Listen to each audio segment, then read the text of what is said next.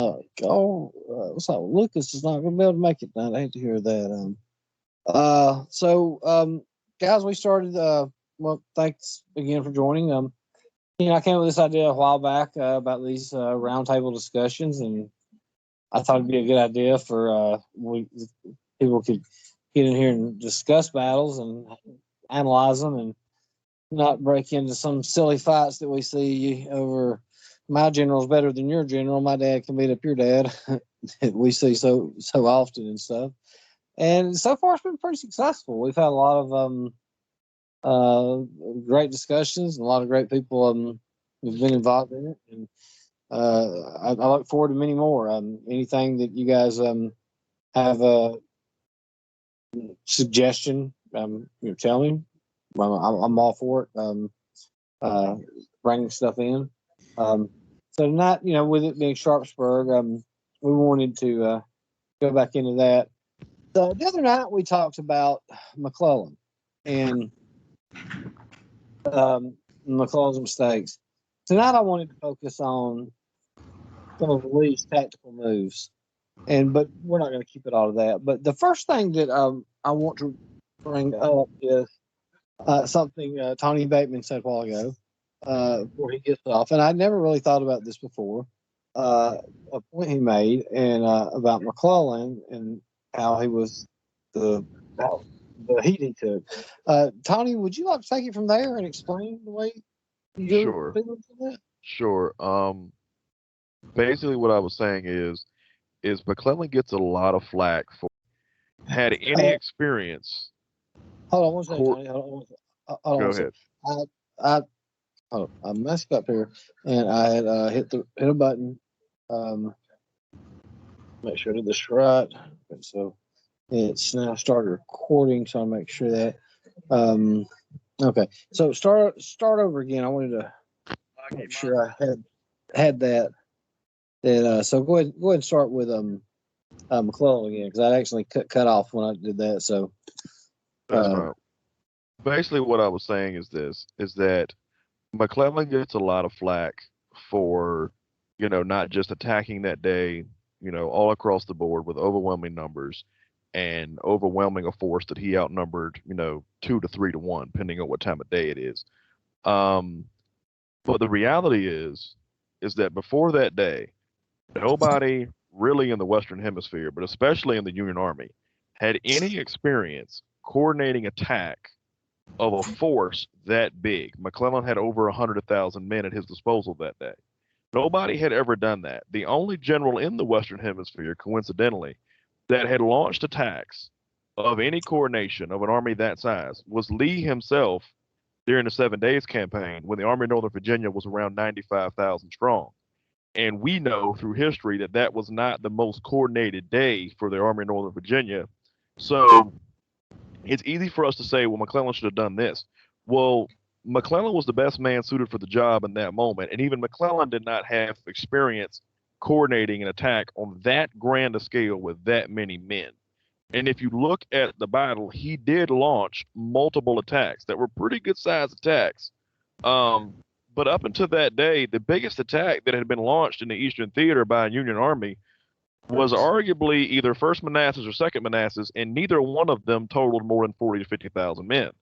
So, and neither one of them was successful, by the way. So it's easy to say he should have done this and done that, but we're talking to something that we're saying he should have done that nobody in the Army of the Potomac at that time had ever done before.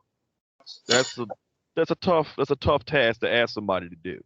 And I've never thought about that before, and I think you make a good point with that. I really do. I get my camera back on because can't see my people here, and I don't know what I've done. That's a really good point that you made there.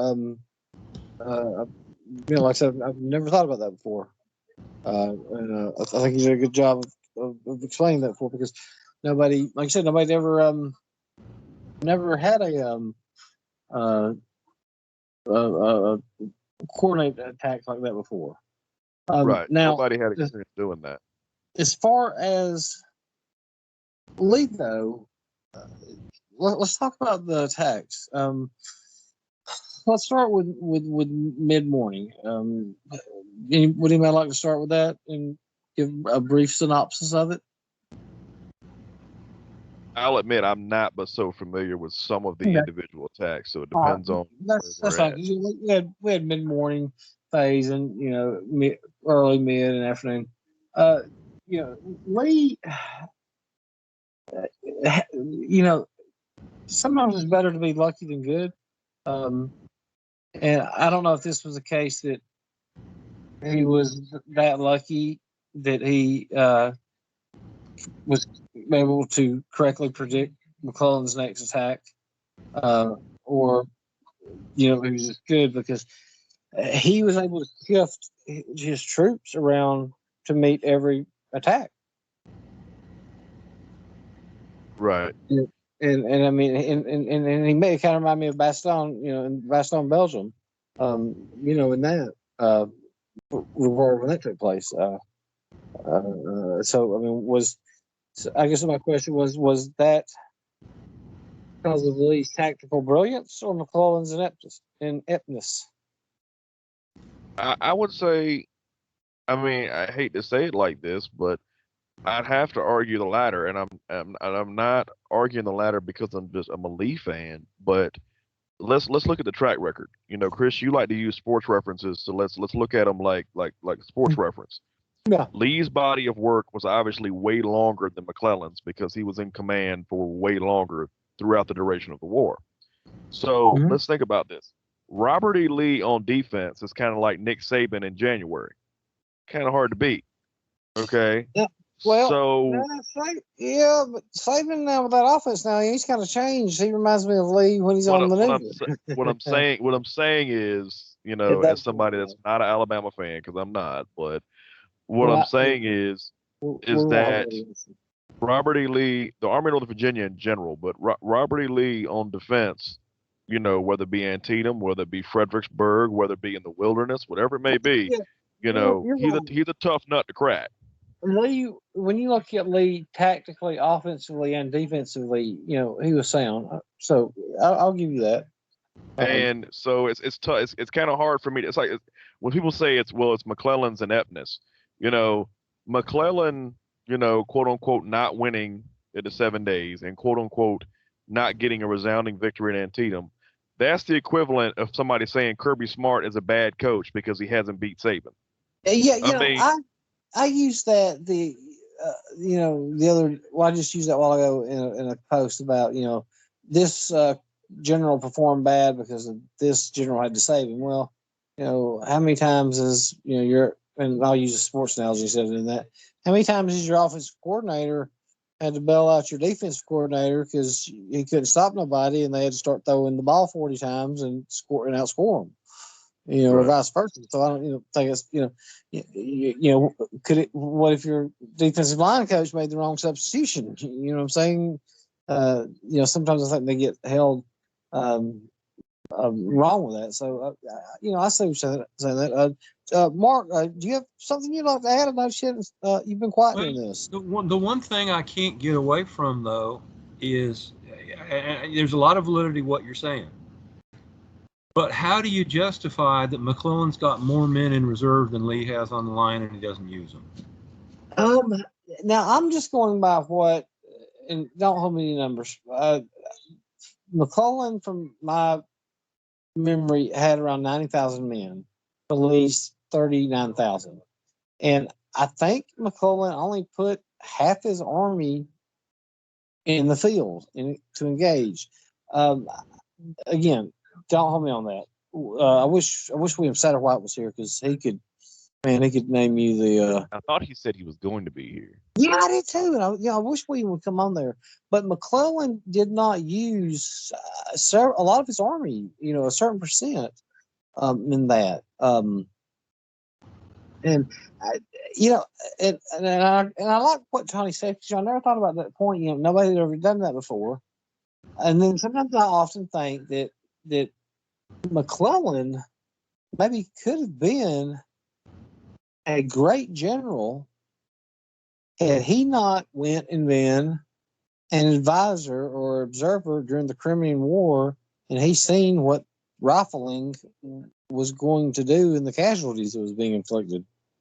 There's no doubt that what he witnessed in the Crimean War really traumatized him. I mean, I think that's about the best word. It traumatized him.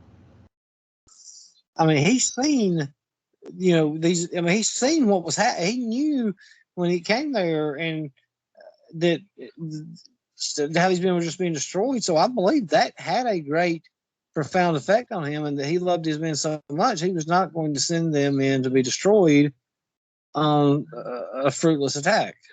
I'm not one who holds McClellan in low regard like some people do. Because Bobby Lee said he was he feared him worse than any general out there. Evening, gentlemen. Harold, how are you, my friend? I'm good. What's going on, gents? All's well? Talking about some Sharpsburg. Now that I'm saying, why do y'all think that Lee was so worried about McClellan? Thought that he was the general that scared him the most? His organizational abilities, or maybe he was being tongue in cheek. Well, now this was early on, I think, when Lee said that. I thought that was after the war, but I could be wrong. Yeah, I think it was. I don't think Lee, because Lee doesn't really strike me as the type of doing that. I'm pretty sure I thought he said that at the beginning of the war that McClellan was the one that scared him the most, and it could have been because of what happened during the West Virginia campaign. Well, I would say this. Lee saying that, if he did say it during that time period, would make perfect sense, because let's think about it. If you're Lee, the biggest thing that scares you the most is anybody that can organize and coordinate a force that is larger and better equipped than yours. So, he was one of the greatest military organizers, correct, in history, bar none. And Lee would have been familiar with that. He would have known that. So the last thing you want to be dealing with is somebody that can organize and coordinate a force larger than yours. Lee had no way of knowing or predicting that tactically on the field, McClellan would be no match for him. So Tony, you're saying that Lee's thinking potentially this is something that we can't stop McClellan's army, not necessarily McClellan, but McClellan's army. Correct. Right. Because think about it, McClellan's organizational skills in 1862 were 5 times what Grant was, but yet Grant gets praised for his ability to coordinate and organize those forces in 1864. So Grant learned Grant learned how to do it on the job training. McClellan knew how to do it the day that Virginia seceded. So that's why Lee, I believe, was in that position. McClellan, some guys are, use a football analogy, or natural play callers from the sidelines. I don't know if this was just something that McClellan learned, or he was just naturally organizing an army and logistics setup and men in right positions. But that's probably a good point, Tony, that he knew that he was facing a general that had his army prepared on day one. Right. And kind of getting off topic there. We'll come back on that another time. So let's go back to Lee just wins a great victory at Second Bull Run, and a lot of the enlistments were running out, and he lost some troops. He's already won. He's already won that summer. He's looking good. Morale's down. Why take a chance on going into Virginia at that point? I mean, not Virginia, Maryland. In Maryland. Why said, Chris, you've heard me say this I don't know how many times, that I believe both northern invasions were bad moves strategically. And to me, the Maryland campaign paints that picture better than the Pennsylvania campaign. Because the Pennsylvania campaign, while it was coming off the heels of, quote unquote, a big victory at Chancellorsville, Chancellorsville was a big victory because of the events that happened on Jackson's attack. It wasn't a big victory from the standpoint of casualties because the Army of Northern Virginia lost almost as bad as they, And it was, think about it, it was a totally different situation.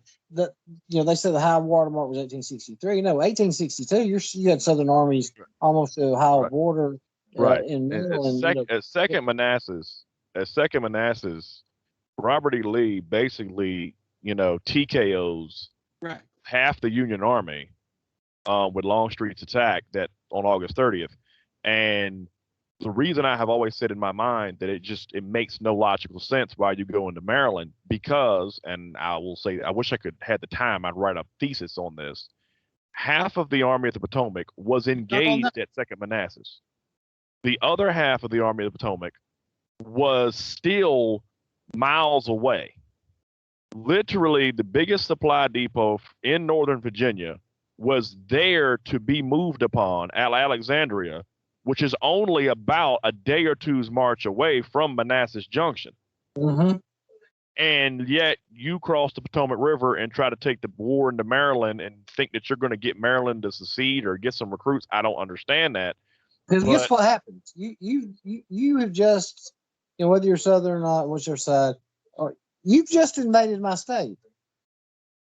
And that's how a lot of the Marylanders look at it. You're the Confederates. You're like, you just invaded us. Well, that's how Kentucky looked at it. That's why Kentucky stayed in the Union.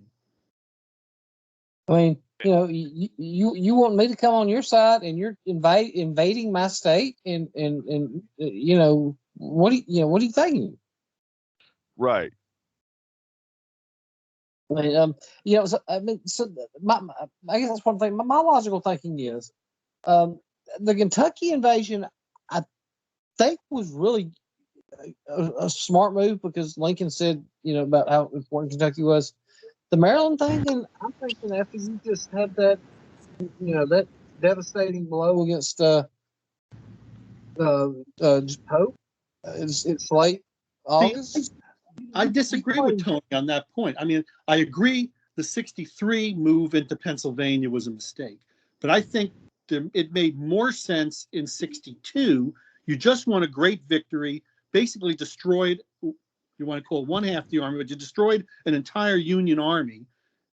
What do? You have to keep the initiative. You have to move. You've got to bring McClellan out and either defeat him or so negate him that he's not a force. I put more credence in the 62 move. I don't think it was handled. Okay, my point is, I don't think the invasion was handled well. You can put more credence into it, but think about it like this. And Chris always says this phrase better than I do, but I'm gonna use it here. Going into Maryland and taking Maryland soil was not going to end the war. No. Oh. And here's what I like to say too, and I like to point out, Maryland was like, you take Maryland, so what? What have you done? But now, the reason I say this about the numbers for losing enlistment. Now, I've said this right here, and I've made this comparison a lot. In 1863, the South was still in the war. But I've made this analogy that Lee had to go into Pennsylvania because this is like a prize fighter. Maybe, and I don't mean the Army in Virginia itself, but I mean the total Confederate war effort. This is like a prize fighter who's going into the later rounds and they're behind on the cards. And Lee's got to score a knockout victory because you're already lost. You're going to lose Vicksburg, lost Tennessee. You're losing your ports. You're losing more and more territory. You got to go land a knockout punch. This is the 10th round. You're behind the cards. You got to score something. Chris, I'm going to respond to that, but Mark just hit a button, so I want to hear what Mark is trying to say. Oh, I'm sorry, I didn't see that. That's okay, but Mark actually hit the right button a minute ago and hit the wrong button and logged off and had to log back on. So. Okay. I see where Mark left, and I was like, I didn't know where Mark left, but I'm sorry. Yeah, go ahead, Mark. Yeah, no, I just displayed my ineptness to y'all. We talked about this last week. You got to remember, you can't look at it from Lee and Davis's positions from strictly a military view. Foreign recognition, the Confederacy's banking on foreign recognition. Mm-hmm. And it's teetering right at that moment too. And they're savvy enough to know if we can land not a knockout, but a serious blow north of the Potomac, that could tip the balance our way. Mark, are you talking 62 or 63? 62. 62. Okay. Well, the diehards believed in foreign recognition right up until the 65, right. But the realists, but in 62, it was a distinct possibility. I want, Tony, I wanted to hear your comment on that. And then I wanted to point out something about foreign recognition. When I said, all right. Well, I'm going to cut my comment in half because I'm going to comment on what you said, Chris, and then I'm going to address what Mark said. Number one, that to me is where Lee made the grave mistake. Lee operated, you're correct, Lee operated like a prize fighter that was behind on the cards and needed a knockout blow. Yet the reality is, in my opinion, Lee was not behind on the cards. See Chancellorsville, see Fredericksburg, see Second Manassas. Lee was not behind on the cards and didn't need to go for the knockout. All he had to do was keep winning the fight. But to what Mark said, I think this is my question to people that use the foreign recognition analogy, because I believe that is a true statement. I believe that was on, maybe not so much Lee, but definitely on Davis's mind. So I believe that was a true statement. Just saying.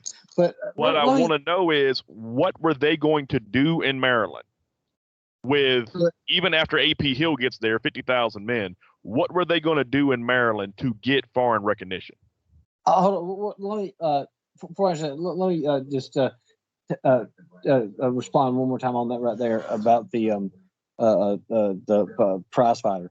No, I agree with you totally. Lee was not behind on the cards. He just operated like he was. He was winning. The Confederate war effort was behind on the cards. When you look at this, the ports that were being lost, the industry that was being taken, the states they were losing. So even though he may have been head on the cards, he realized that the war effort in total was behind on the cards, and he needed to score something quickly. Now, let me say one thing, and then I'll let you go on your recognition. Okay, let's say that Lee goes in there, and we keep hearing this all the time. Foreign recognition, foreign recognition, foreign recognition. Let's say he goes in there and they get it, and Britain and France says, "Okay, we recognize the Confederacy as a foreign nation." What does that get you? Do you think they're fixing to go send 100,000 ground troops in there and a navy and fight in this war? I don't think so.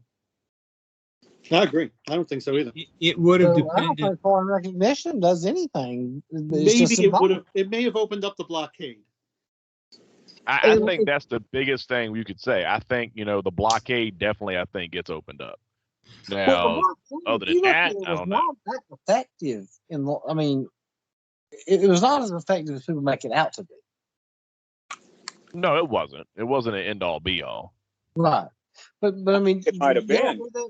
If they let's say France and Britain, we've acknowledged the Confederacy as an independent nation and their right to exist.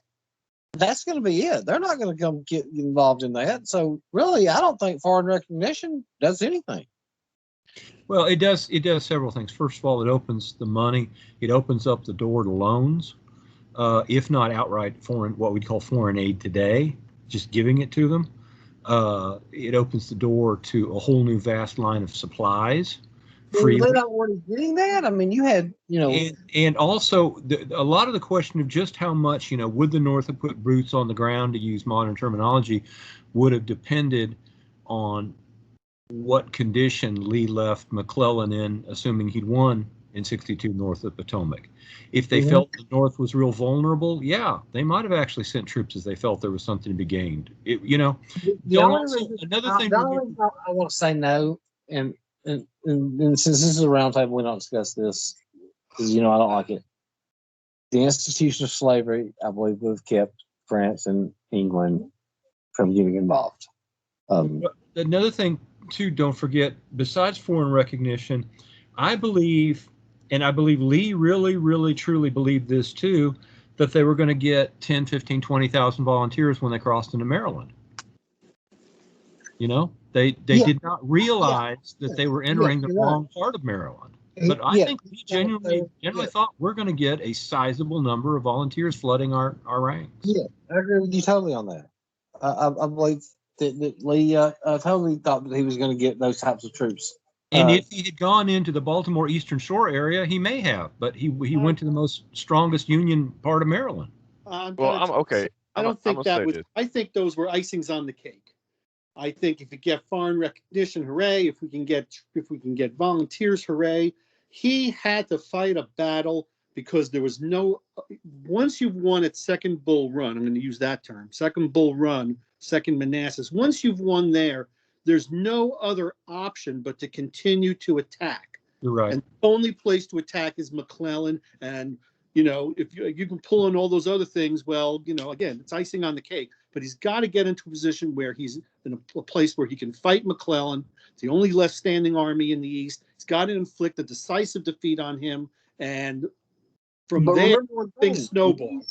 Lee's 1 year enlistments were running out. Lee did not have the men he had at 7 days. I mean, he'd lost a lot of men at that time. I mean, listen, when you're a gambler, and I think Lee was a gambler. Oh yeah. Do we sit and wait and hope for another opportunity, or do we see the opportunity that we've been handed now? So he seizes the opportunity. I mean, in all honesty, that's what Pickett's charge was. We retreat or attack. Well, we're going to attack. I mean, that's his whole persona.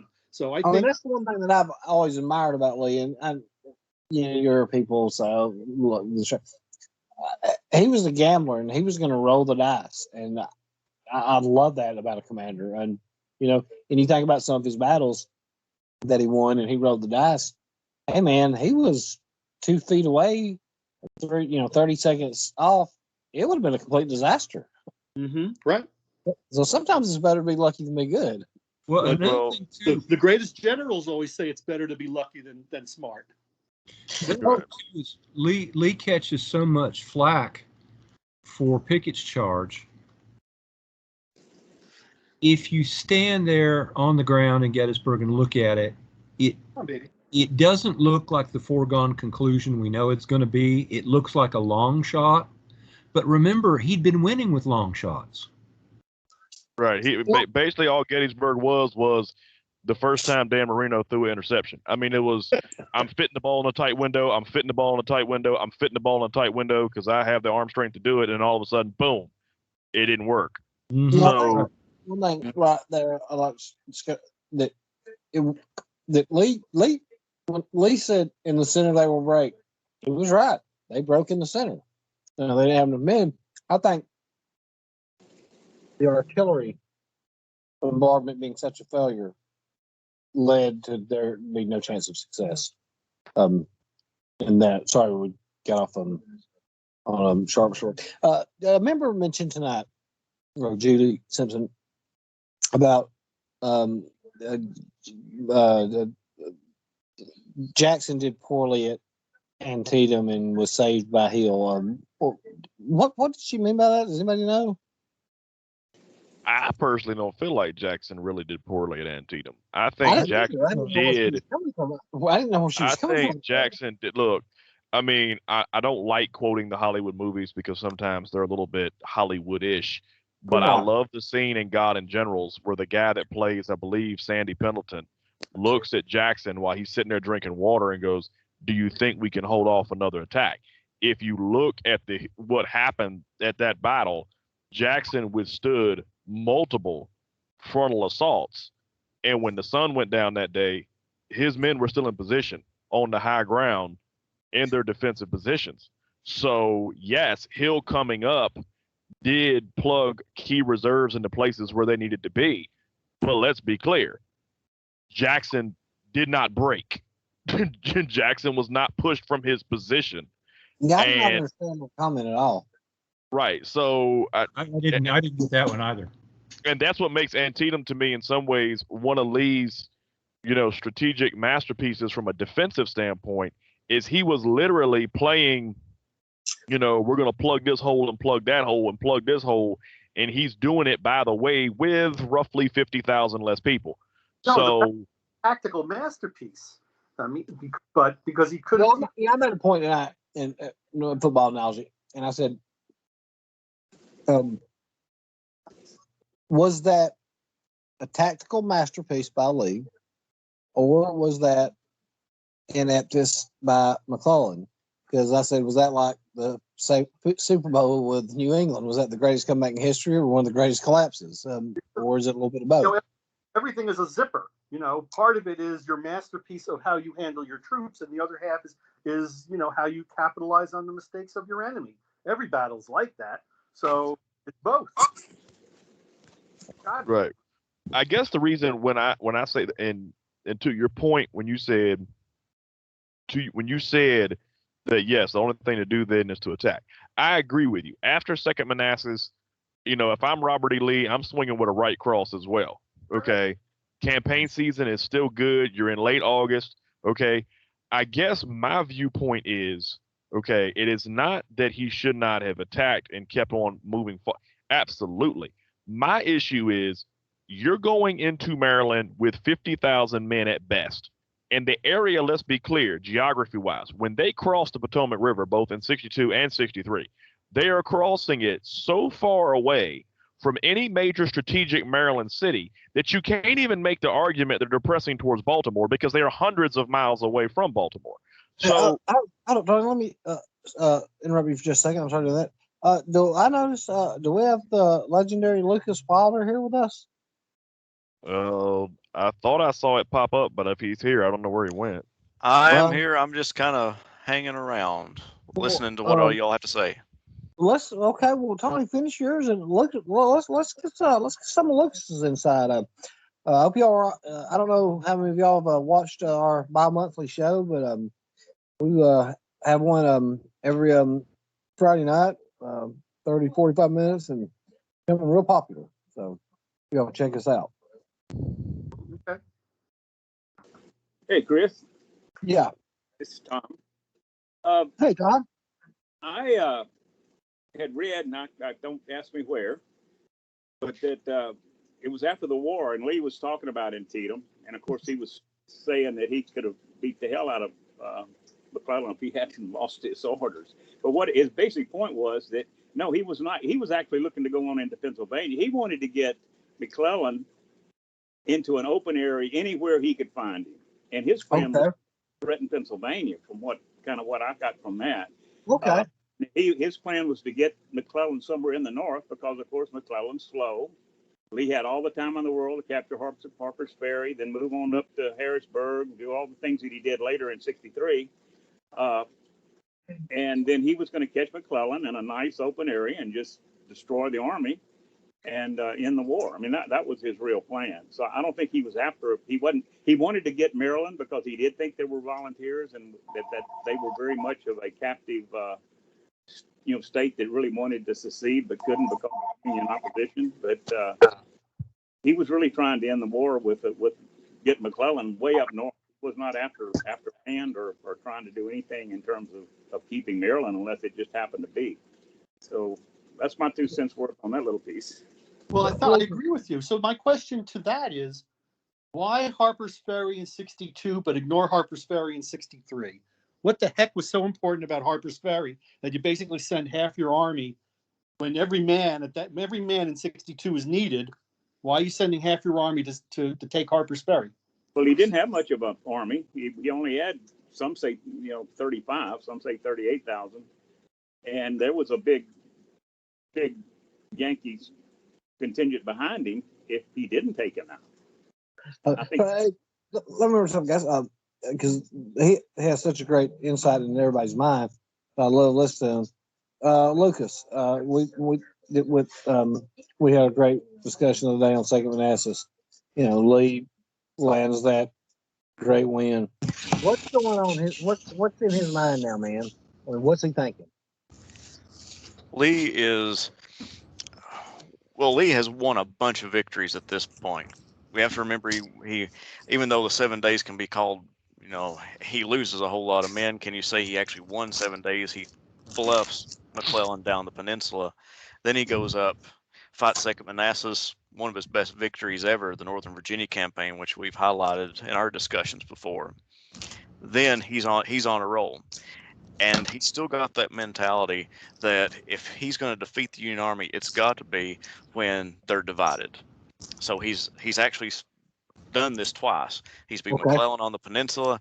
He's beat Pope in Northern Virginia, and now can he get McClellan in Maryland, as well as moving into the north? And I heard what everybody's discussions was of why Lee's going into the Maryland. It's a host of different answers, and everybody hit on each one of them, so I won't dive into that anymore. But Lee's on a roll, and his plan is to divide the enemy and conquer it. We see that with the 63 campaign with Gettysburg. He's trying to spread out the Union Army and defeat them individually. He knows he does not have the power to face someone head on. It's a very risky situation, and that's what kind of gets him in trouble when he gets to Antietam, is he's facing the weight of the Union Army against him. And this goes back to some other discussions that I was listening to everybody talk about. What was this Lee's great tactical battle that he had at Antietam, or was this McClellan's slowness? I think we should chalk a lot of it up to luck. There's no more times than you see when Lee is fighting these battles that he is simply trying to react, and it seems almost desperate the way he's sending these troops in, trying to block all the attacks that are coming from either Hooker's corps on his left or Burnside on his right, or when you're getting the Union attacking the center along Bloody Lane. He's simply trying to react, and it seems like desperation to me. I'd like to hear everybody else's decision. It's a classic Let defense. me ask you first, Lucas. Is he desperate, or is he just that great of a guesser that he's won so ahead of his opponent? A great guesser. He can read people. He can read people. Some of the best you've ever seen any commander on the field of battle ever do. He can read a battlefield. I'm sorry, what was that? He could read a battlefield. Yeah, he can. Yeah, I'm just talking about that wrong. Was he one step ahead of his opponents? To threaten points is a classic defense. That's not desperate. That's that's army management. That's tactical management. He was very good in his own day, though. He was everywhere that the battle needed him. He was there. I mean, it wasn't like he was, directing things in a panic. I mean, he was going and seeing what needed to be done, put his eyes on it, and then he reacted from there. So I'd say that he performed very well under strenuous pressure. If I had to can you? I mean, because when I'm looking at these battles, I mean, are there times that Lee panicked? I mean, I don't really can recall where he just totally panicked. And I believe panic is the wrong word to use, and I might have been a little bit too harsh on desperate, but if you look at these battles and which units are going in, and it seems like it isn't that well coordinated compared to what Lee normally does. Can that be fairly stated? I see what you're saying. All right. Yeah, that's what I meant when I said that it seems a little desperate, and that his organization was not what it was. And you can look at their right to see that just right under Robert Toombs with just 3 small regiments guarding the right flank along the Burnside Bridge. I'm sorry, J. Mark Powell, do you have a question? Well, just when you get a chance, I got a few things I wanted to throw in. Okay, I'm sorry. Lucas, go ahead and finish with that right there. Sorry, I'm trying to make sure I'm getting everybody's comments and everybody to have a chance to talk. No, I'm finished. Other than just saying, when I'm creating these animated battle maps for the YouTube channel, you get an intimate knowledge of which units are going in where, and even if you don't shine the light on Lee for those some of the mistakes, Stonewall, commanding the Confederate right, definitely should take some blame for not being able to organize his men effectively enough as he could have on the Confederate left. And let me ask you this, and then I want to go right to Marcus. Why does Burnside spend these hours on this bridge in ankle-deep water? Say that again. Why is Burnside locked on this bridge for hours, and there's ankle-deep water he could have crossed?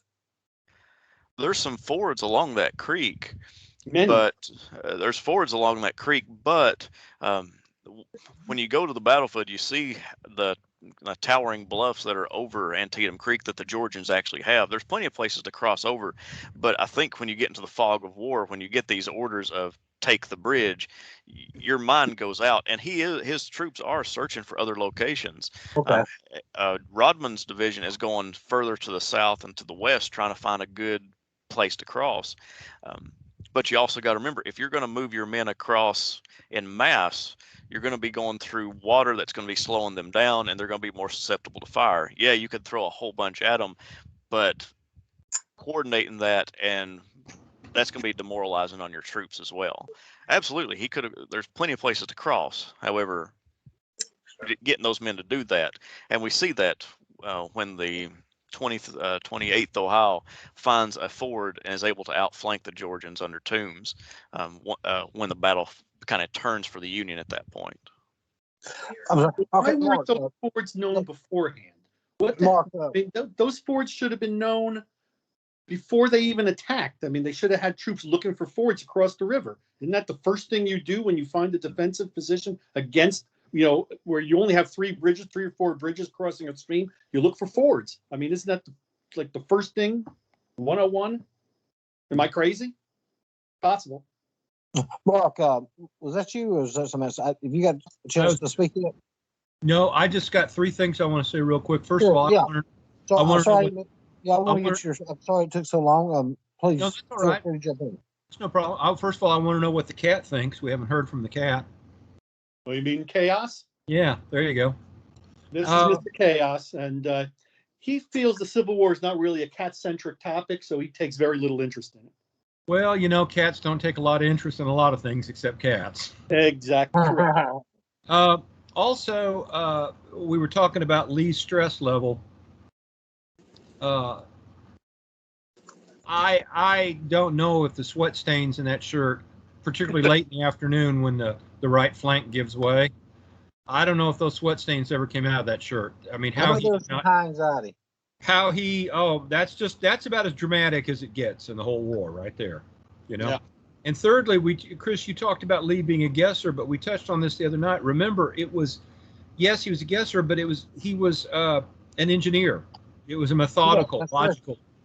You know what I mean? It was a very rational guessing. So that was my input, guys. I have a question that I thought about many times. Obviously, McClellan should have done better, no doubt about the battle. He was a great organizer. Did Lincoln pull the trigger too soon? No. When we see what happened in the next 2 battles, I mean, you had disasters at Fredericksburg and Chancellorsville. I don't think McClellan was a general that Lincoln felt he could continuously go to and hope that big victory was just waiting around the corner. I think he just had enough. I think Lincoln understood the Battle of Antietam very well and knew that an opportunity was completely lost. And how many times are you going to do that? And and I will have to give McClellan a lot more criticism in that respect, because I hear people criticize Meade at Gettysburg. Well, the man just lost 30% of his army.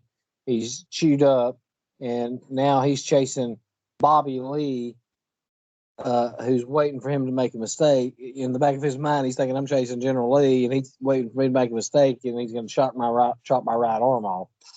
Just like at Chickamauga, they suffered 18,000 casualties, and they're expecting the Army of Tennessee to go knock out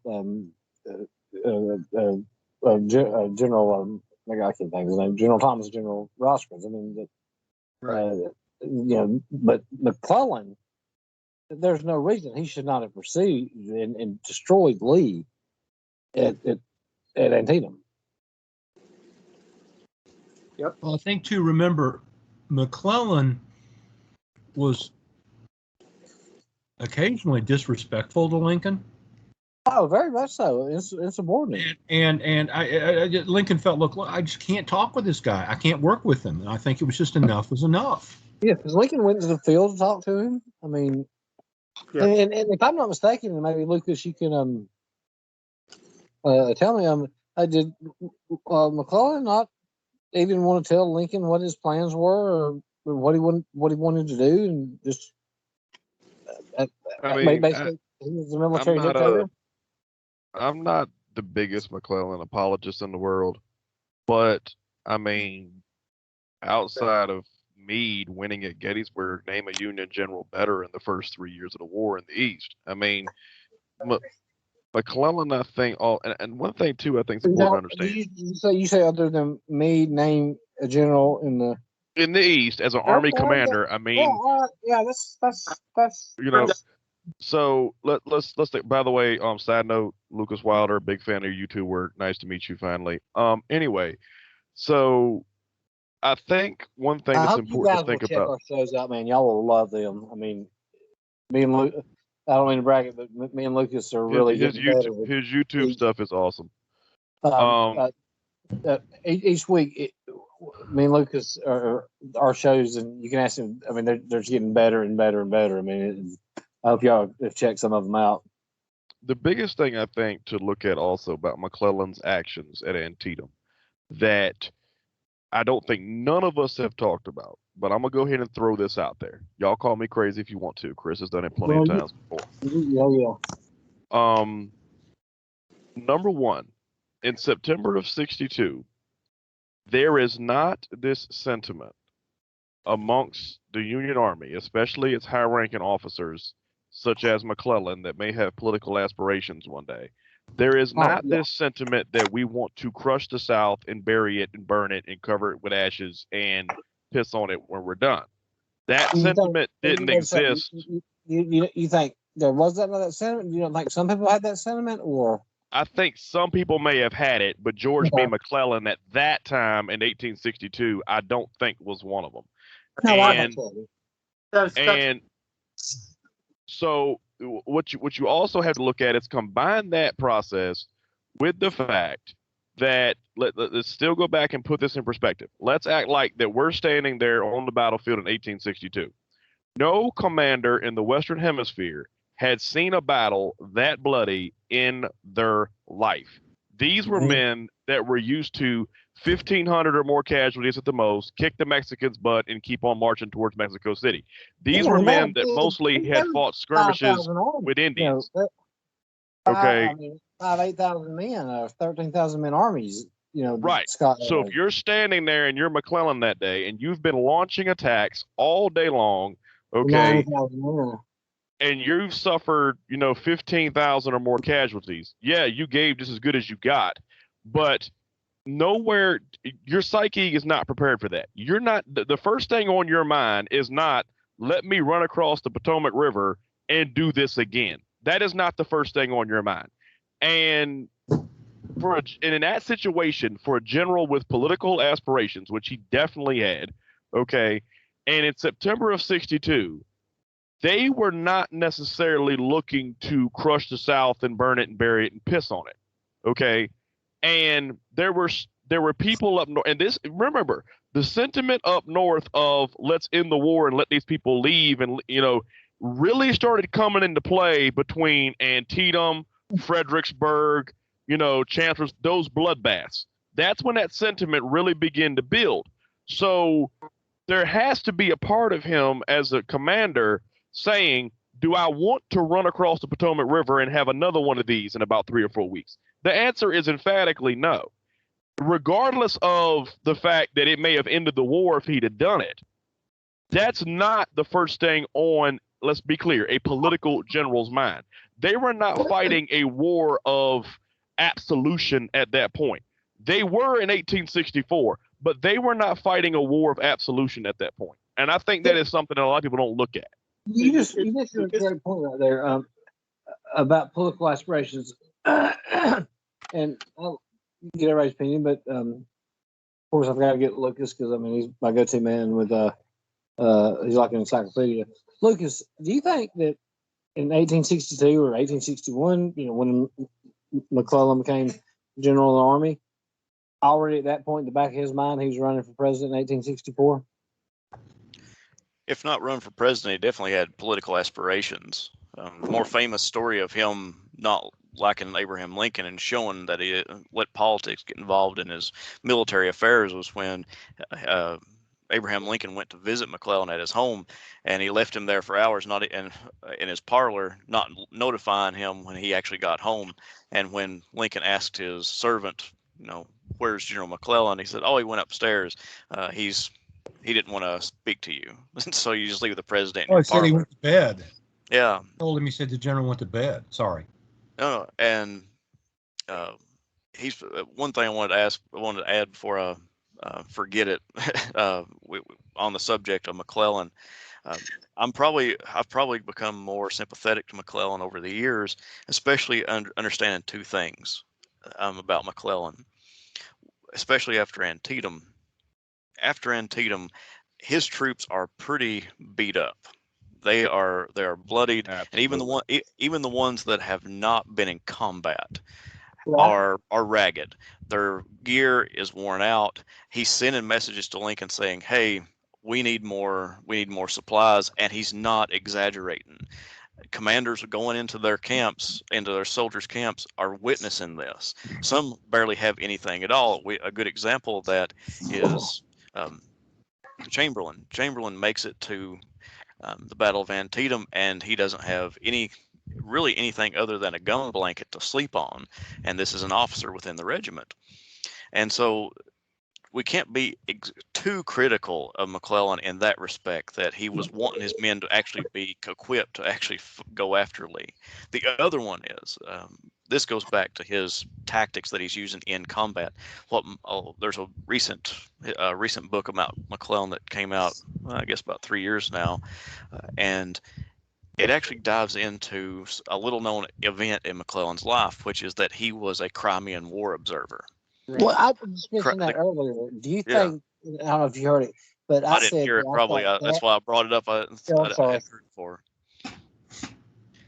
Yeah, I said that I thought that bothered him seeing those casualties. And I'm sorry, I didn't mean to interrupt you if you'd already heard me, but that's what. Do you believe that had something to do with it, witnessing those That absolutely had casualties? something to do with it. He witnessed.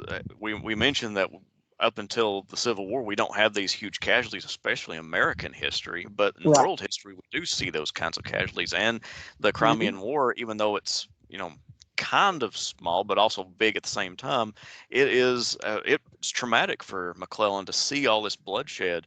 And I think it's a really good argument in that book about McClellan that the reason he's a little bit timid when he goes into battle is he does not want the same thing to happen to Americans that happens in Europe.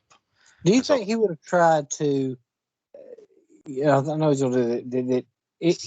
Anytime he had a chance, he would try to use a siege instead of attack. Yeah, you can see that with any of his Right. tactics, even though Right. he's willing to put troops into battle. I Right. mean, we see that on the peninsula, but he's also not too willing to wantonly throw them out there and get slaughtered. And when you see it at Antietam, a lot of that's actually lower level officers unable to understand commands or command structure that goes haywire when they try to do it. And that's something y'all see me and Lucas talk about that a lot. I'm sorry, Mark, you had a question?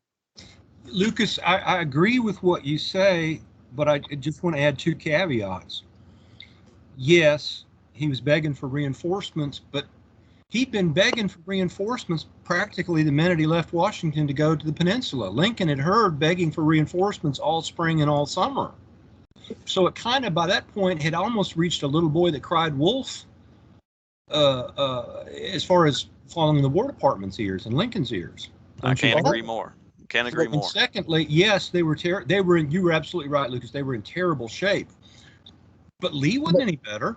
But then Lucas, we talked the other night, Lucas made a good point that Pemberton had McClellan believed he was outnumbered, 2.5 or 3 to 1? Pinkerton, yeah. Yeah.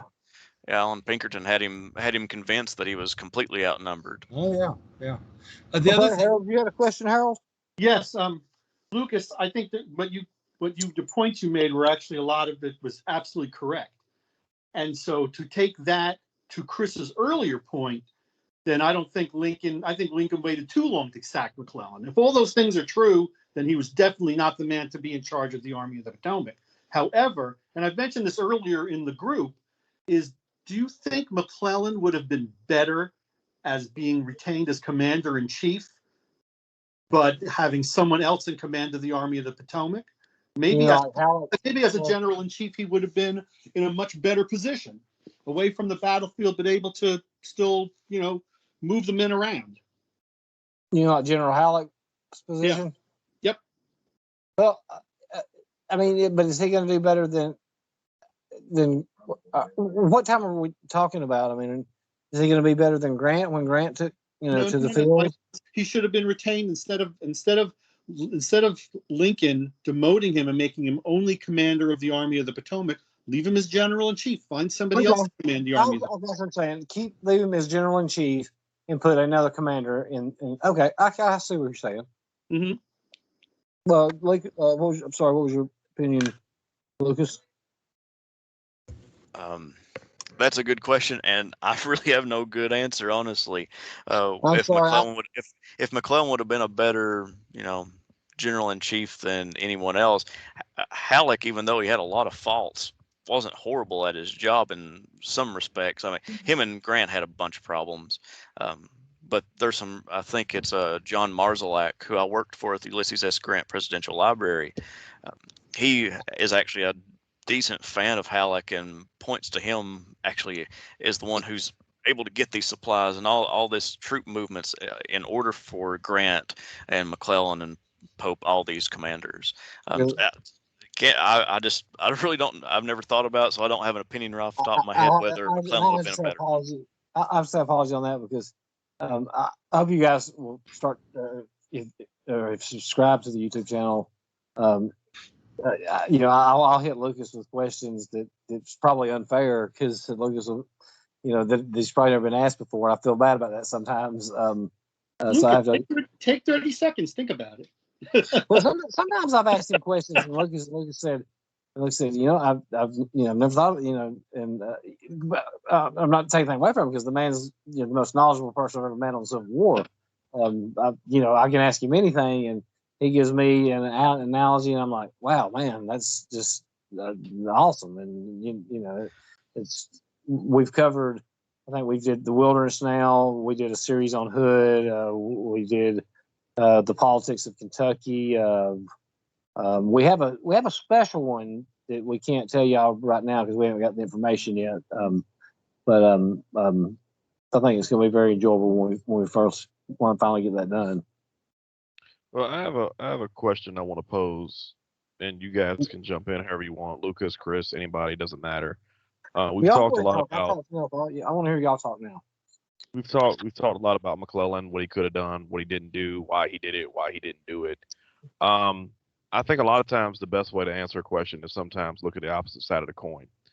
Let's imagine after Antietam going the way that it went, okay, that Lincoln does not remove McClellan. If Lincoln does not remove McClellan, what is McClellan's next move? Assuming at some point Lincoln does give him the supplies he needs, because let's be real, McClellan didn't have the supplies to launch a campaign across the Potomac after he won that battle, whether he wanted to or not. But what is his next move? Because remember, you're in the middle of September, okay? As Burnside learned the hard way, a December winter campaign in the middle of Northern Virginia is not the smartest thing in the world to do. So you're in the middle of September. So what exactly is McClellan going to do? What would have been his next move? What would have been his strategic? I think he goes in to win the quarters. He would have went back to fortifications. Chris, if I got to bet money right now, I'm saying the same thing because his personality does not strike me as, oh, let me try a borderline overland approach between Fredericksburg and Chancellorsville and in the middle of December. Winter.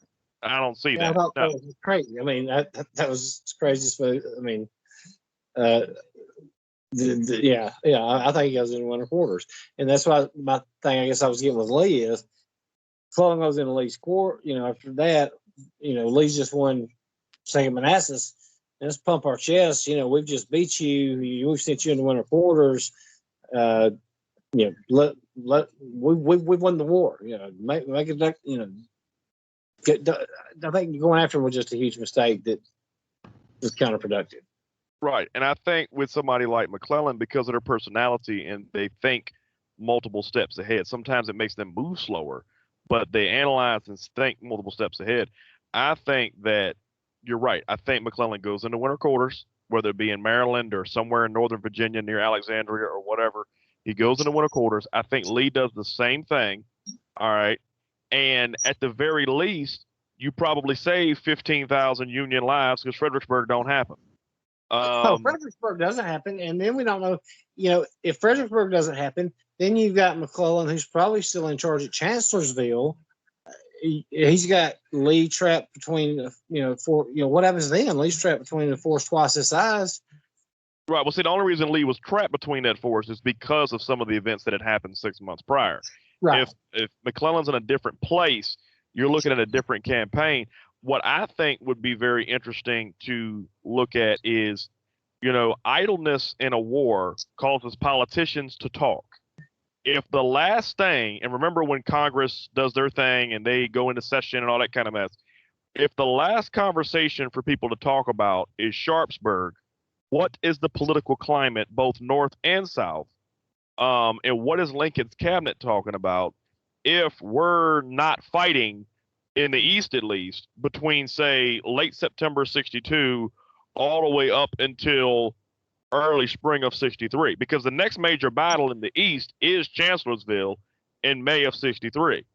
So I think one of the things you got to look at is if McClellan stays in charge, Fredericksburg don't happen, and you got 6 months at least to sit around and talk about and think about this thing. And I think it's a very interesting scenario of what could have happened there. If McClellan goes into winter quarters, he's relieved. No way was Lincoln going to put up with that. I don't know. If he goes into winter quarters after Sharpsburg, he's dead. He's done. There's another consideration. What you're saying is that what you're saying also feeds into my logic is that 500,000 people died because of Abraham Lincoln. His desire to continue to fight when it was really only profitable financially, but not necessarily the smartest thing for him to do. What I'm saying is, whether McClellan goes into winter quarters or not, okay, let's say he doesn't go into winter quarters. What else is he going to do? He tried the peninsula route to Richmond. It failed. The valley route to Richmond had been tried in the spring. It failed. Jackson whooped an army twice his size. What was he going to do? Was the wilderness going to happen a year and a half early? Maybe. With an army of Northern Virginia that was much more capable of defending it than they were in 64? Lincoln was not going to let the army sit idle for 6 months. Gentlemen, I'm sorry. Yeah. Yes, go ahead. A couple of things. First of all, I looked earlier at the start of the conversation. We asked about, the quote about Lee said McClellan was the general he respected the most. Mm-hmm. And somebody, I can't remember if it was Chris, somebody asked the source on it. I looked it up real quick. Robert E. Lee Jr. published it and said he heard it secondhand. Oh, okay. That's very interesting then. FYI on that. Number two, don't forget the clock, gentlemen. The elections are midterm elections are coming up, and we talked a little bit about this earlier. That's what I'm referencing. I'm trying to figure out when that would have been. Well, in some states in New England, they started voting in October, and then it would have been the first Tuesday in November, and we're talking about middle September, so it's close enough to really matter. Right. A lot of those northern states, it snowed so bad they couldn't get on elections, so they moved voting up to October so they could make it in. Remember, McClellan is a Democrat. And absolutely. This is a Republican administration, and then as now political parties have different factions, and you've got radical Republicans, and Lincoln is not just commander in chief of the army, he's head of the Republican Party. So he's got to balance all these different competing factions within his own party. Remember the joint committee on the conduct of the war? He's got that to, well, certainly McClellan's got that on his back to look out for. And remember, Lincoln can't fire McClellan until after the elections. He waits till they squeak through and they don't take a bloodbath in Congress like they'd been expecting, and then it's safe politically to get rid of McClellan. So that was my 2 cents. That's an excellent point, Mark, and that's part of what I was trying to get at, because I wasn't sure when those midterms were, but I knew they were in that area close by.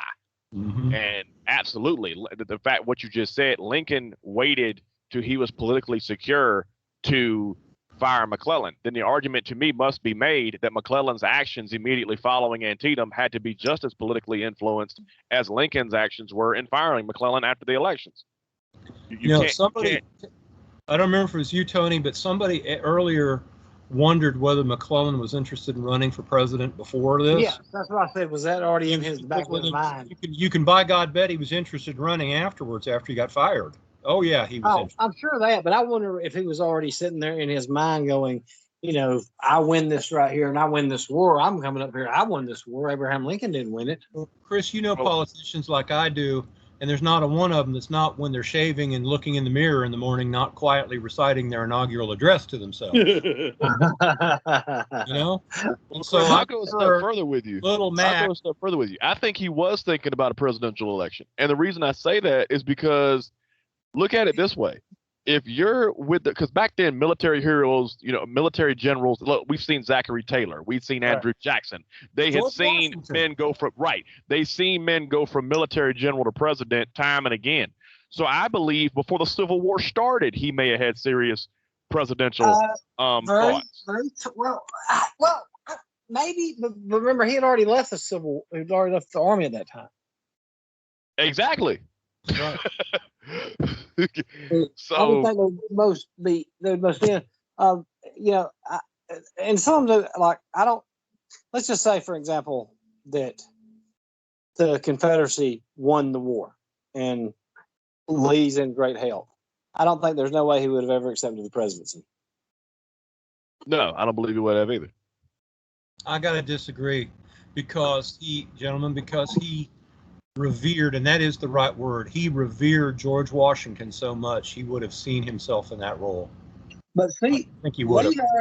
Lee already had the bloodline, the pedigree. If he'd have wanted a political career, he would have already started it. That's true, but he would have come out as a conquering president. I think it also would have depended, and I want to draw a distinction. If there was a serious push for Lee, I think he would have accepted it. I don't think he would have gone after it on his own. Yeah, okay, I can go along with that. Kind of like if they came after him, and pushed him, Lee. If there was a serious effort, Lee, you've got to succeed Davis to make sure this new country survives its infancy. Yeah, he would have considered. I don't see him going after it on his own. No. I think you're right. I agree with that. I will say here's one key difference though that is a little bit different in George Washington's case. Lee actually served under a quote unquote president. Technically, George Washington was the first of his kind. It was a one-man show.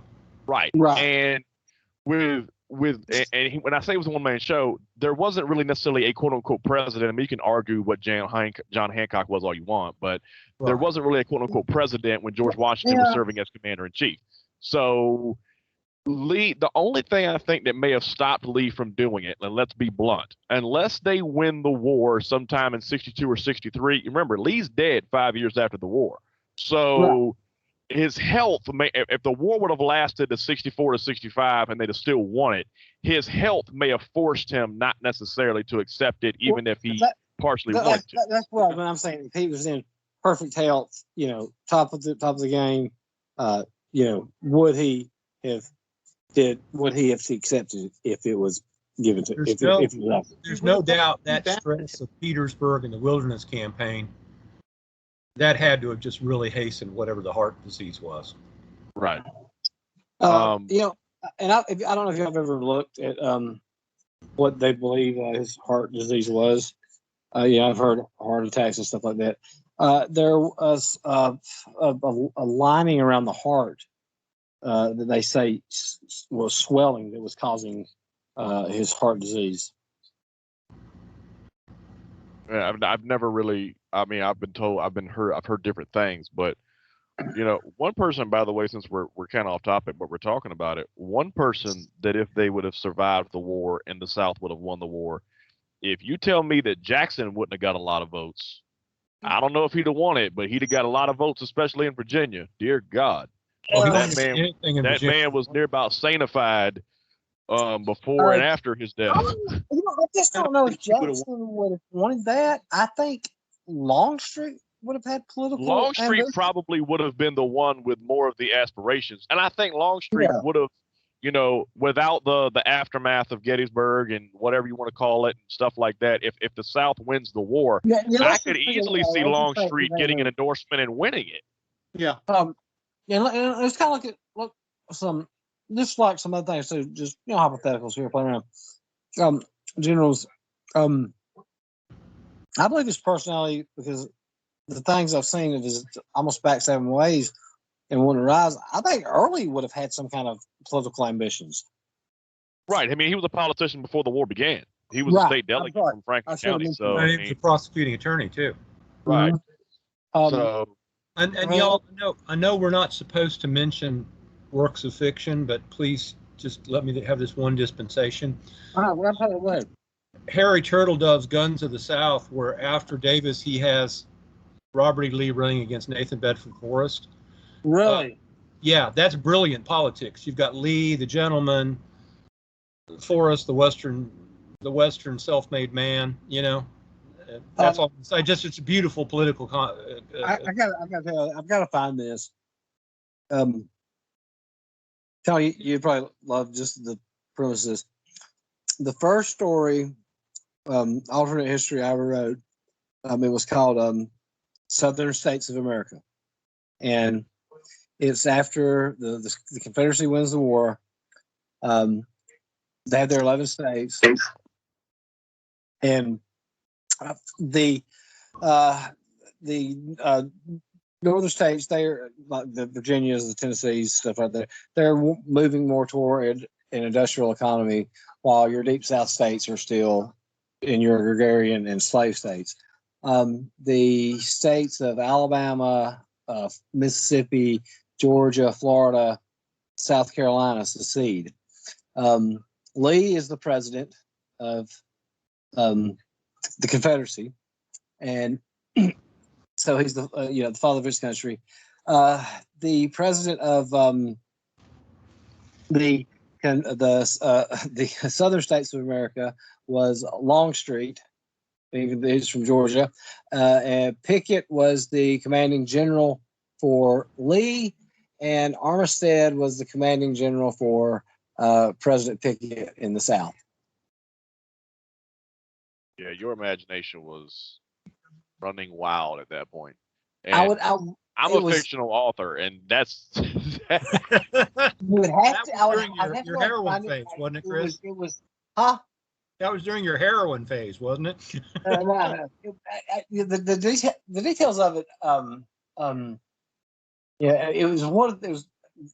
I mean, the people loved it. I mean, it became great because I had brought in during this right here because I think I had this the 1860s with the French and English beginning to get involved in the war. The Mexican military was trying to retake back Texas, so you had like your own small world war in the southern part of the United States. But yeah, I do have a vivid imagination. Yeah, your imagination is awesome. Now, I will say this: somebody earlier was talking about the foreign influence and so on and so forth, and how the Maryland campaign somewhat touched a piece of that, and that could have been part of Lee's thinking. I don't know if it's Lee's thinking, maybe Davis's thinking, but let me say this. First of all, I'm gonna go ahead and say this just so we can say it like it's kind of like the elephant in the room. Great Britain was involved in the war. They just weren't officially involved in the war. Let's be real. Okay. There was plenty of guns and armaments and ships and so trust me. Okay. Yes. So, we all know this. So I think the biggest, the biggest question, like everybody always says, is would they have put boots on the ground? A lot of people say no. This is what I'm gonna say. And I think, we could debate this all night, but let's be clear. 50 years earlier, British boots were on the ground in the War of 1812. That's true. So it's not a completely foreign concept to think that they wouldn't come over here and try to get a piece again. Tony, that's the thing. To the Confederates at the time, it had worked for their grandparents. Correct. We were losing the revolution until France came in and tipped the balance of power our way. It had actually happened. I think Tony's talking about the War of 1812. I am. What I'm talking about is Britain had proven that they had an interest in reclaiming quote unquote territory just within 50 years. Men that were alive during this Civil War and fighting it, many of them were small children when this was taking place. So it wasn't ancient history. And Tony, I agree with you to a point. What I think is that what they would be looking at is had the South, won a massive victory, and they put boots on the ground like the same invasion they did in the War of 1812, and they secure your states up there of Maryland, Massachusetts and New England, and they've got them a nice little base there. That's where I could see them being involved in it. Chris, I think the opposite. I think what you have to look at is, and some people get bogged down in the slavery stuff and stuff like that. That is more of a geopolitical conversation than it is a legitimate situation to the average person. But they wouldn't be involved in it if they're putting boots on the ground in Maryland. In Massachusetts. What I think the British could have easily been involved in, and especially the French too, what I think they could have easily been involved in is the fact that not only did they have a serious trade interest in tobacco, cotton, et cetera, in the South, but that interest also moved into the Caribbean area, which let's not act like the Confederacy did not have their eyes on the Caribbean. Okay, so most of those Caribbean countries at one point or another were French or English colonies, i.e. Haiti, i.e. Jamaica, and things of that nature. So I think where their influence and where their interest comes in is, hey, we're going to come over here and do this, but this is not just we're coming over here to help the South out and they remain independent. No, this is a complete renaissance and reemergence of British colonial power in the West. This wasn't just going to be, we're going to come over here and fight a few battles with you. Right. I probably didn't explain that correctly when I was saying that, but that was what I was alluding to, because you already had the French in Mexico. And right. This was going to be a legitimate colonial reemergence. This was going to be the 1760s all over again. And you did not want to see America continue to get stronger. Right. So if anything, it's going to be we're coming over here to, we're going to help you, but in the process, we're going to reestablish our dominance in the Caribbean. France by no means is going to lose in Mexico at this point, because of course they're going to require, the moment you guys are done, I need you little gray fellas to come across the Rio Grande and help us out on this side too. So it's not, this was going to be a complete, geopolitical concept. This wasn't going to be we're going to help you win a few battles and call it a day. No. Tony, respectfully, remember on that Mexican debacle, England originally went in with them. See, I'm having a senior moment. The Alamo. Jump out with the French.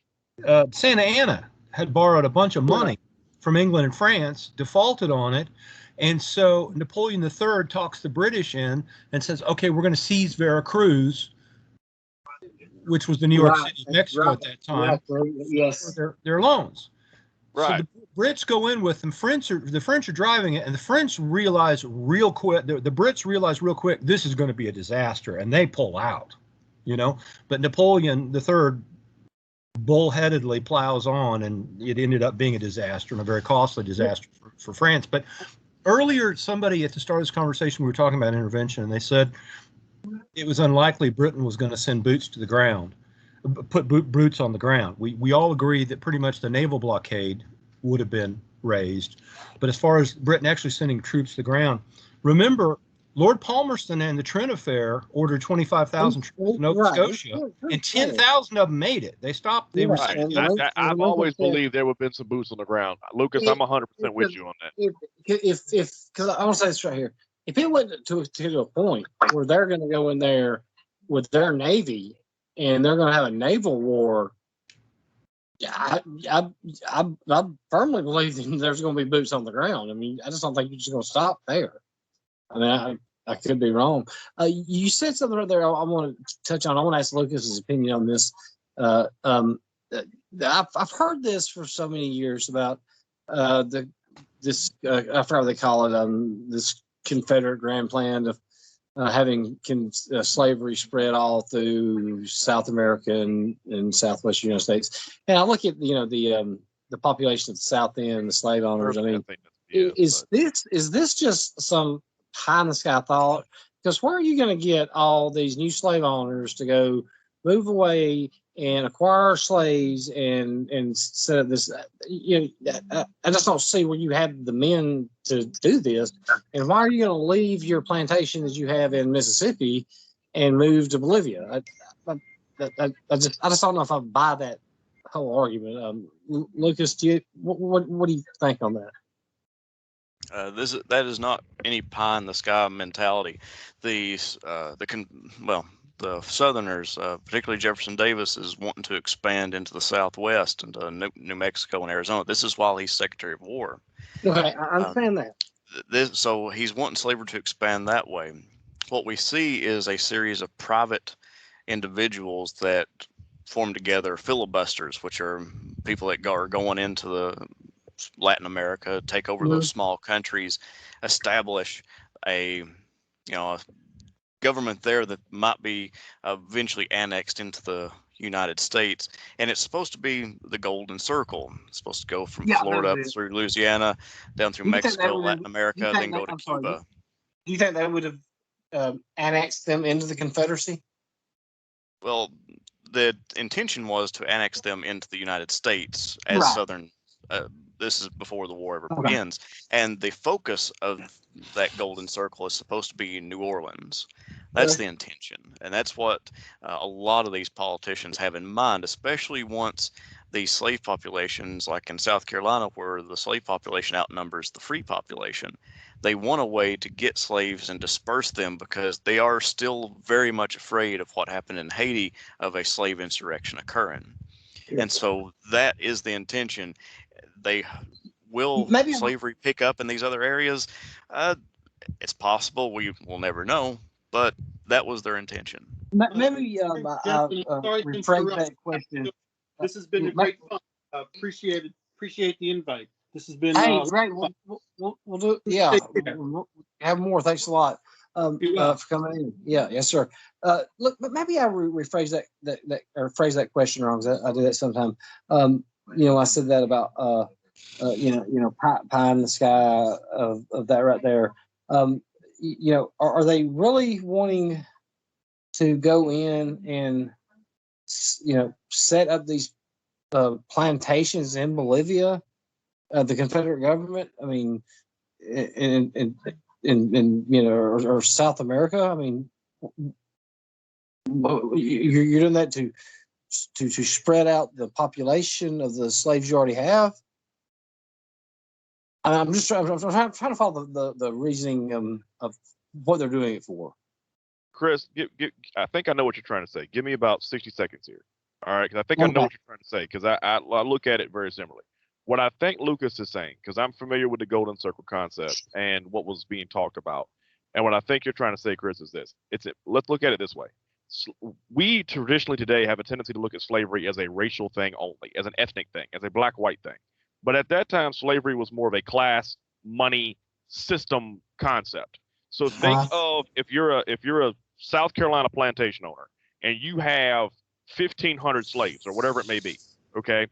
Think of that as if you're a CEO for like Ford or Walmart, and you're saying, okay, if we can go to Bolivia or whatever, I can take 300 or 400 of these cats and put them on a boat and send them across the Gulf of Mexico and send them over here. So what does it do? It takes the labor force that I'm already in charge of and just disperses it. Okay, it's not that I'm going to Bolivia and I'm dreaming up another 1,000 slaves. No, I'm just dispersing my labor force. Okay, and giving myself the ability to possibly make more money and double my dollar, but I don't have as many mouths to feed right here at Mount Royal or whatever the heck it's called. All right. So, because you have to look at slavery from the standpoint of that slave owner knew if I send 200 or 300 slaves, because slaves were by that time in the South in the 19th century, they were in family groups. Okay, many of these families had been on these plantations for decades. Okay, so I'm not just going to send 200 people. I'm going to send 200 people that also happens to be 15 or 20 families. That family is going to do what? That family is going to reproduce. That family is going to continue to grow. So look at it as a labor force. That, I think, is what the concept was. Lucas, would you agree with that?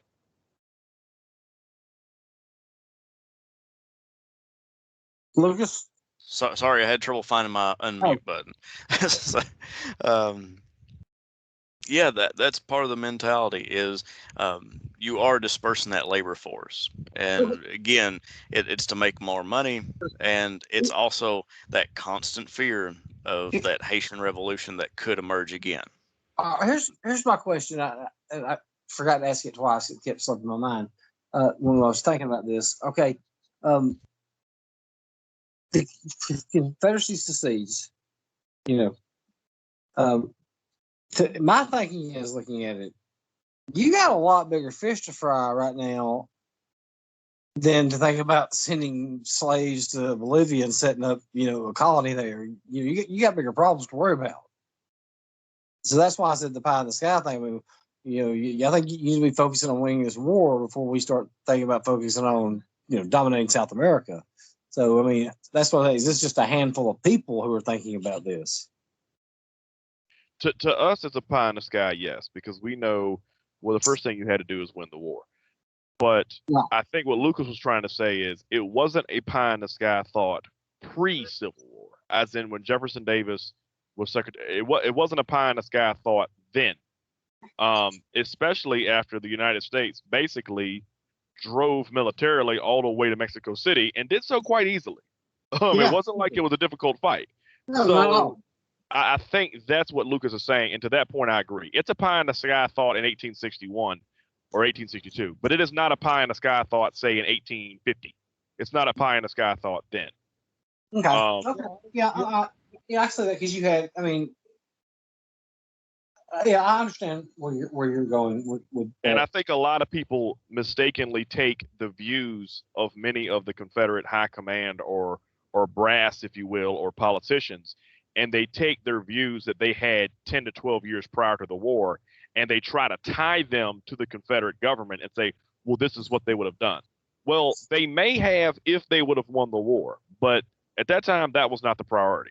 Because now we're no longer a U.S. statesman. Now we're fighting a war. So, Sharpsburg. I would agree with Tony. I would disagree. Sorry, I didn't mean to interrupt you. Excuse me, Chris. I interrupted you. Pardon me. Tony, I would agree and I would disagree both, because, particularly the antebellum era was filled with like William Walkers in Nicaragua. Yeah. Who had, grand adventure and schemes and, global conquests. And they didn't totally leave that behind when they joined the Confederacy. They immediate priorities, but I'm sure there were a lot of adventurers and schemers in their ranks too.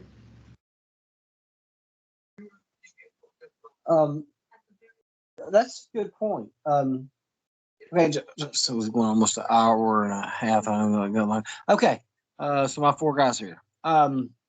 Sharpsburg, tactical Southern victory, strategic defeat, total defeat by the South, or a draw? I would add another one. Utter miracle that on the night of September 17th, the Army of Northern Virginia still continued to exist. Okay. And if if Maryland gets to vote, do they secede? Hey guys, give me about 15, 20 minutes. I need to handle something. If y'all are still on, I'll jump back in. If not, it was a lot of fun. Give me about 15, 20 minutes. Nice to finally meet you, Tony. You too, man. Yeah, we'll probably close up here. I know Mr. Lucas has to go to bed. Go to bed early in the morning. What all you got going on tomorrow, Lucas? You got 12 miles to walk.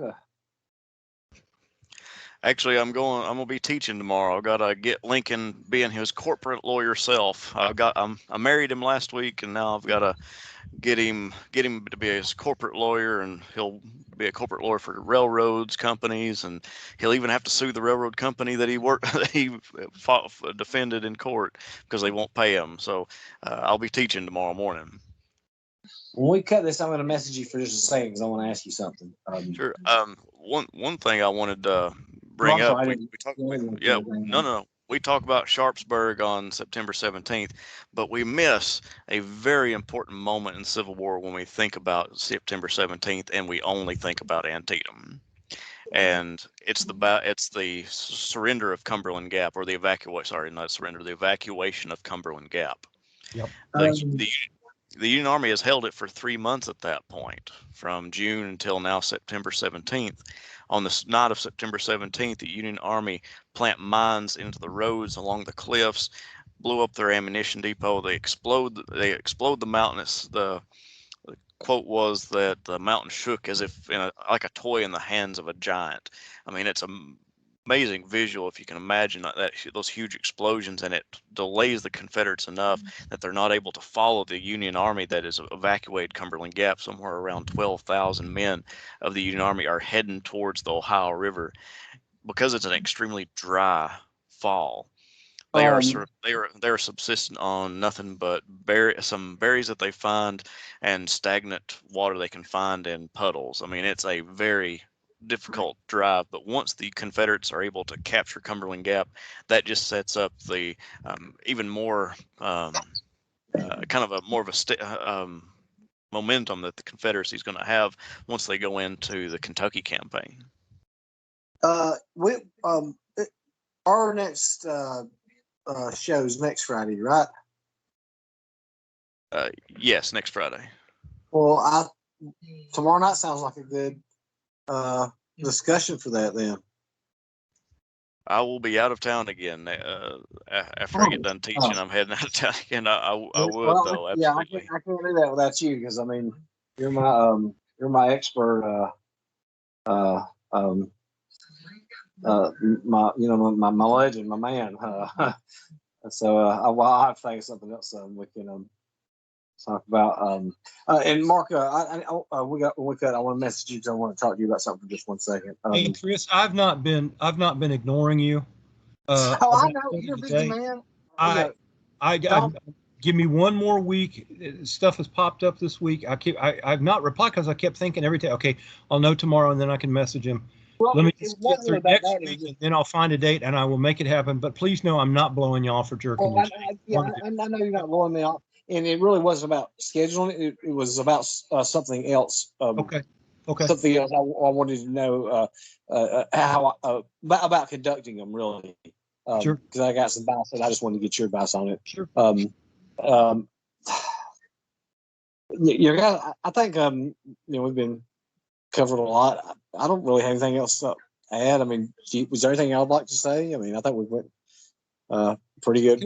Can I just mention one thing in passing?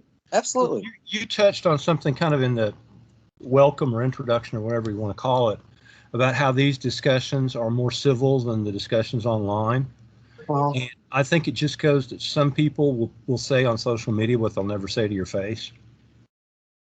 Well, and when I do these right here, I try to, and everybody's welcome, of course, but I try to send out the invites to the people who are knowledgeable, who are not going to get bent out of shape if I say Lee was a great tactical general and Grant was a great strategist, and then, well, Grant only won because he had so many men, and Lee was aggressive and he got lucky, and a huge, just a stupid fight develops over, all that. So I try to send out the invites to people who are knowledgeable, who are going to accept others' opinions, even though they may not agree with them, and then can discuss it and go with it, So that's why what I do when I try to have these things right here.